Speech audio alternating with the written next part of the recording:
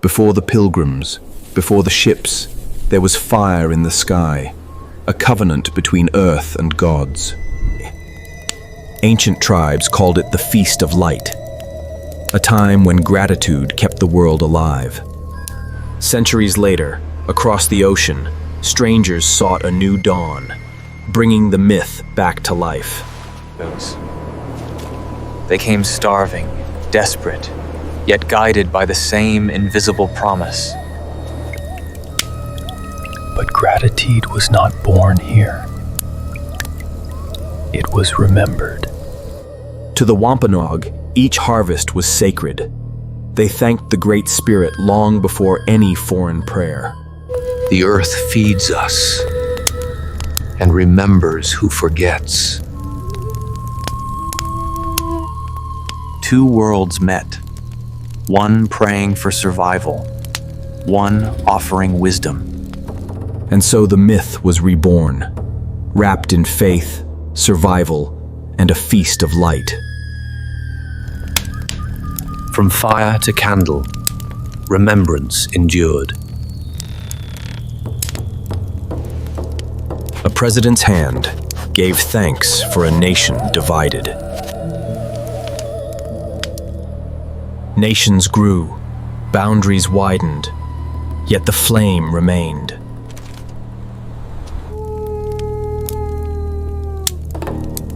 Generations learned that gratitude held families together. Faith passed through touch and silence. Gratitude marched into cities of steel.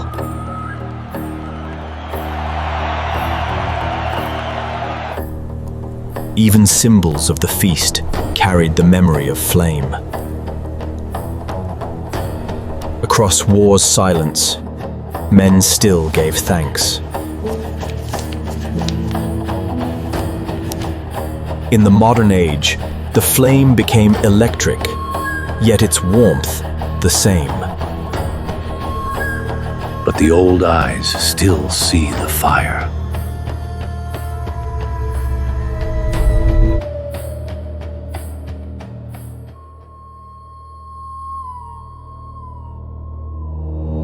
The flame found new form in every city, in every light.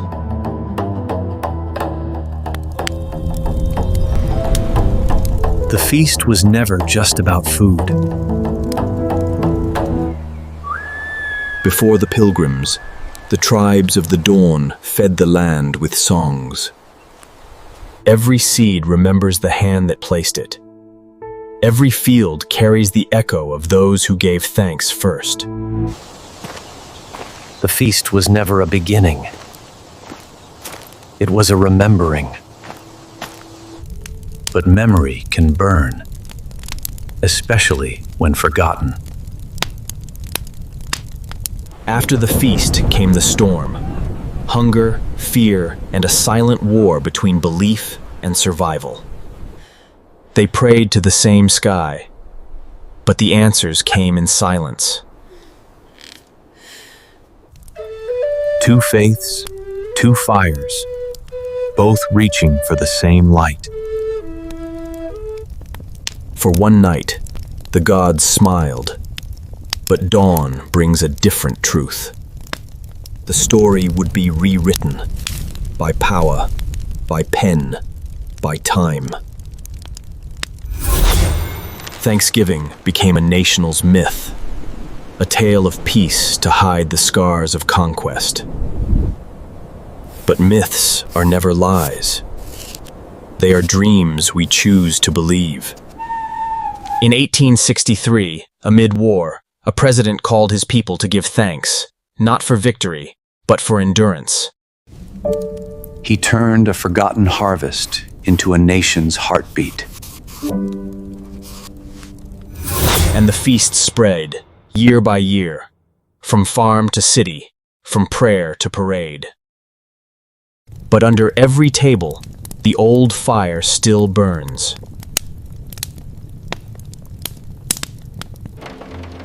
We feast, we laugh, but do we remember? Grandma, who were the first to give thanks?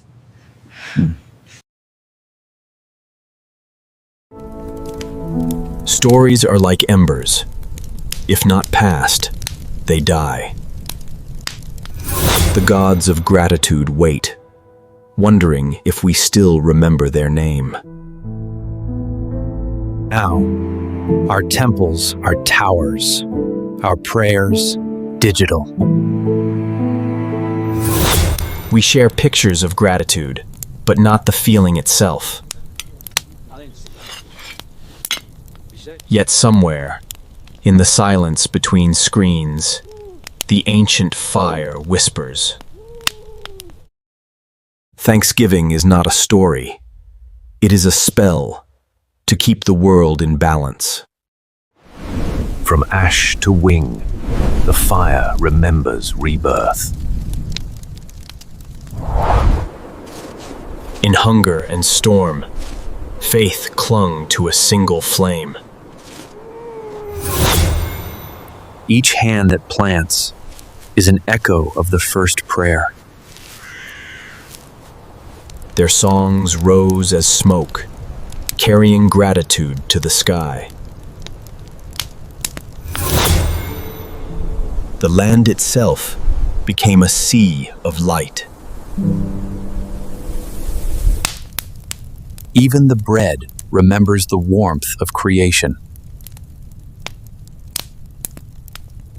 Through stories, the fire speaks, so it will not die. Across a nation of lights, we still look upward.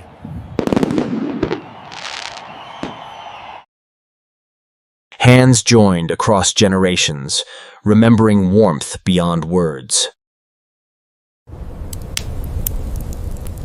One tear can keep a flame alive.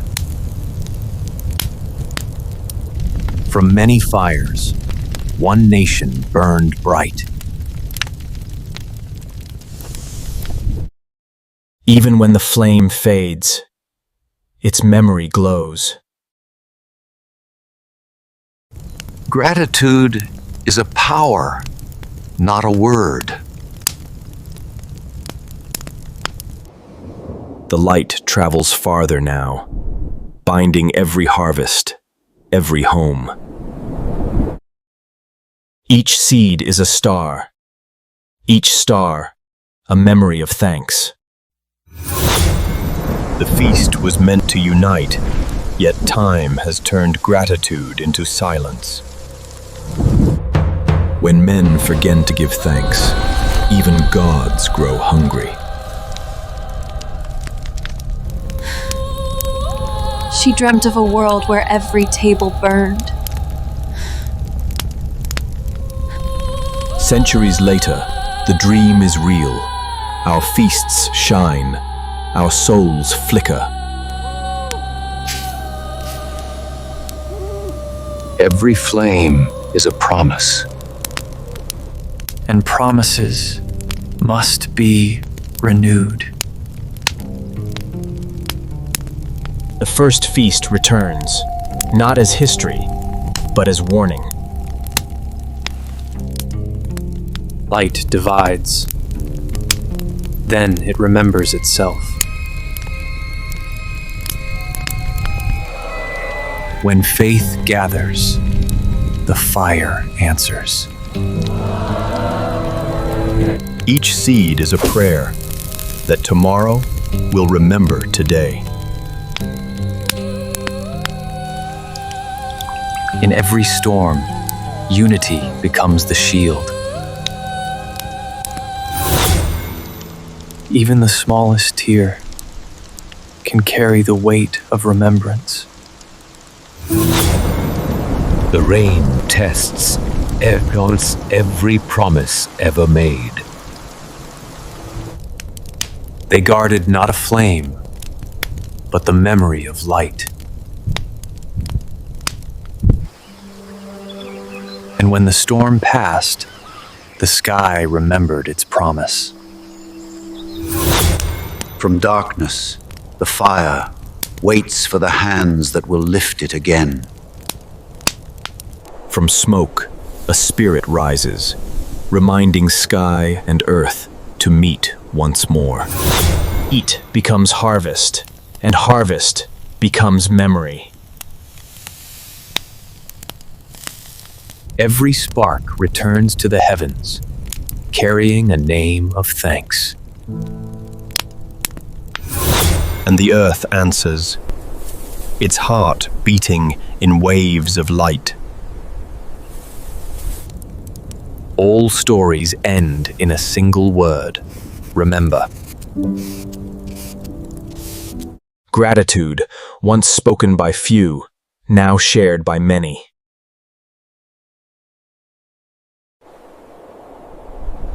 Even sorrow burns bright when it carries gratitude. When the flame remembers itself, the world breathes again. And in the silence, after fire, we are remembered. When the fire dies, what remains is what we've learned.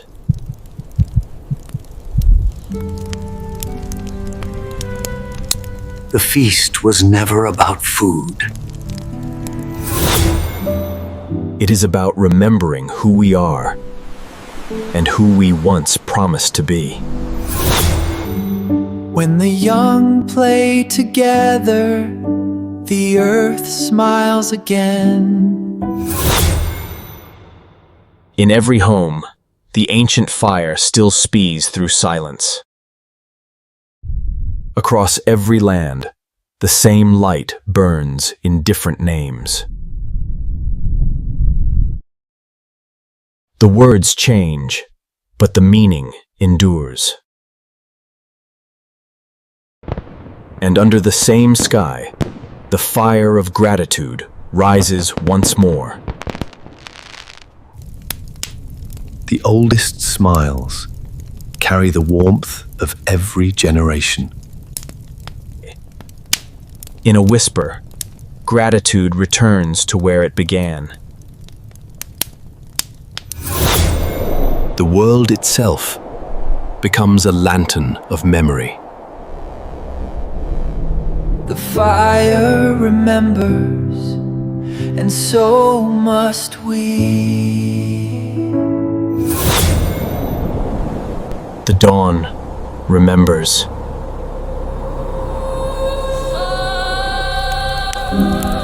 From ashes grows the next promise.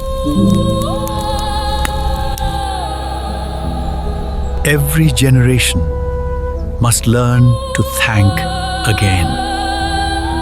Stories keep the fire alive, so memory will never fade.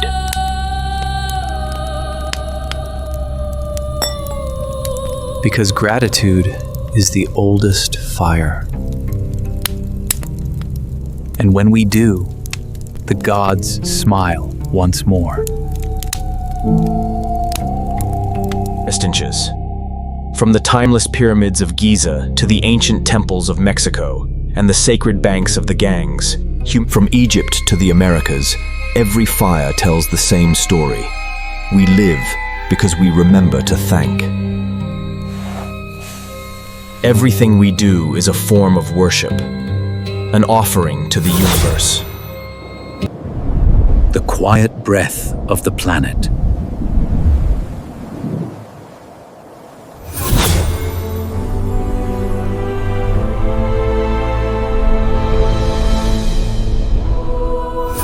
The feast never ends.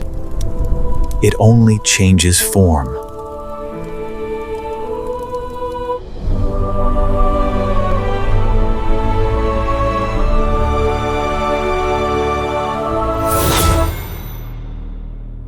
Do you believe this feast was real and trend, or just a symbol?